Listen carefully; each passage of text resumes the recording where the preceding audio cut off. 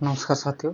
तो हम आपके बीएड फर्स्ट ईयर के क्वेश्चंस के बारे में देख रहे थे और जिसमें हम पेपर उठाए थे CPS2 लर्निंग एंड असेसमेंट। उसमें भी सेकेंड यूनिट और सेकेंड यूनिट का हम नॉन टेस्टिंग टूल्स देख रहे थे, ओके, फॉर क्लासरूम असेसमेंट, जिसमें कि हमने रिफ्लेक्टिव जर्नल खत्म कर लिया है।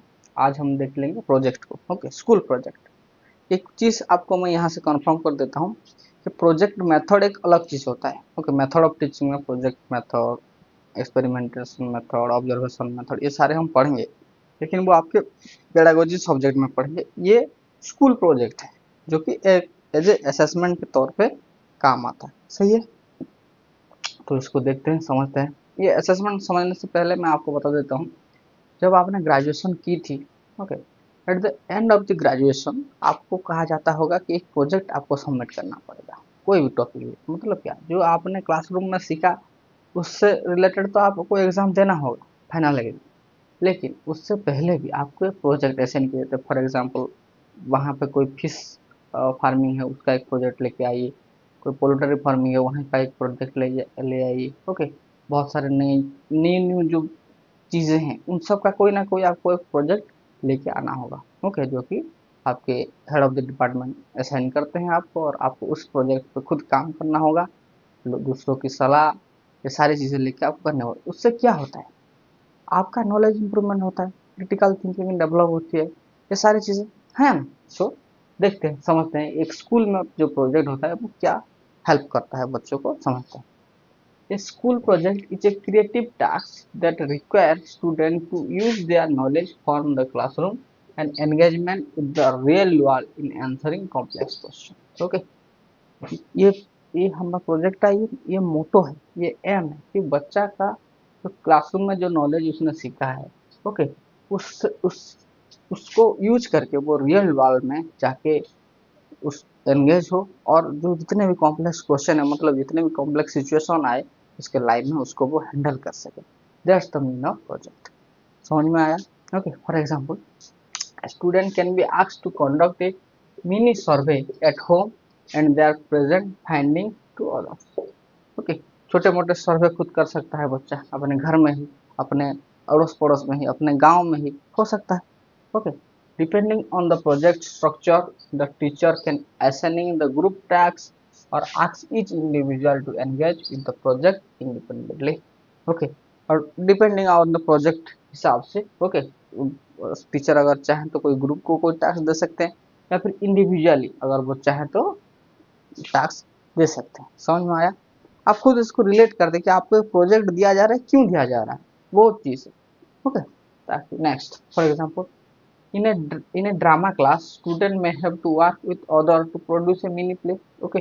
ड्रामा क्लास में क्या होता है, बहुत सारे स्टूडेंट खुद मिल के एक्ट करके सीख के कोई मिनी प्ले करते हैं।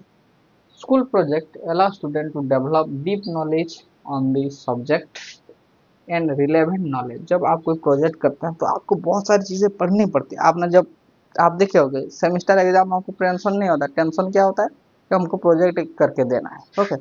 और उसी प्रोजेक्ट के चक्कर में दिन रात बच्चा पढ़ना है, उसको किस तरीके से लिखा जाए, कहाँ से कंटेंट मिलेगा, क्या क्या इन्फॉर्मेशन मैं दूँ, ये सारी चीज़ों में वो परेशान रहता है, okay.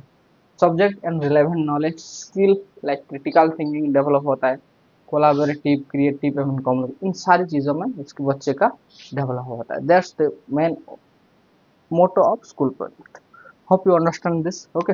Write it down project, फिर हम इसके एडवांटेजेस डिसएडवांटेजेस को देखेंगे, ओके। देखो,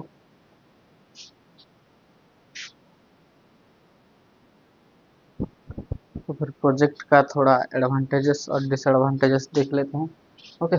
सबसे पहला एडवांटेजेस क्या है कि बच्चा अपने क्लासरूम के नॉलेज को बाहर, ओके, रियल वर्ल्ड में जाके अप्लाई कर सकता है ना। और दूसरा, और उसका क्लासरूम के जो उसने सीखा है, जो क्लासरूम नॉलेज है, वो रियल दुनिया में किस तरीके से काम आता है वो जान पाता है। It help student to understand how their classroom knowledge fit into the real world, okay. Real world में किस तरीके का वो काम लेता है, ओके, फिट होता है।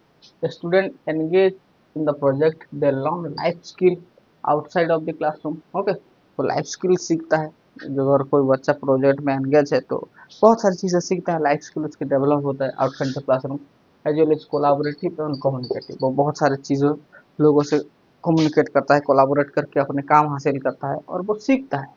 ओके, कैरेक्टर ग्रूमिंग प्रोसेस में वो डेवलप होता है। समझ में आया? Next, disadvantages. It is time consuming. हाँ सही बात है ना? And for better formal assessment. Okay, better for formal assessment. Formal assessment क्यों? हम आए, कॉपी दिए, क्वेश्चन लिखा है, क्वेश्चन लिखा मतलब क्या, टेस्ट लिया, बच्चों का असेसमेंट कर लिया। लेकिन प्रोजेक्ट बेसिस में अगर हम कर रहे हैं उनका assessment, then it is time consuming. Student may not have access the resource needed for the project, और जितने जितने रिसोर्सेज चाहिए बच्चों को टू परफॉर्म एन प्रोजेक्ट, वो उनको अवेलेबल नहीं होता है। ये बात है। Okay, this are the advantages and disadvantages. सही है? ओके, ये देखिए, ये तीनों नॉन में एक एक ही क्वेश्चन बनेगा। Okay, reflecting journal, project and portfolio. मैं 3 अलग अलग पार्ट में इसलिए कर रहा हूँ ताकि आपको आसानी हो। ओके, सही है, लिख लेना इसको अच्छे से।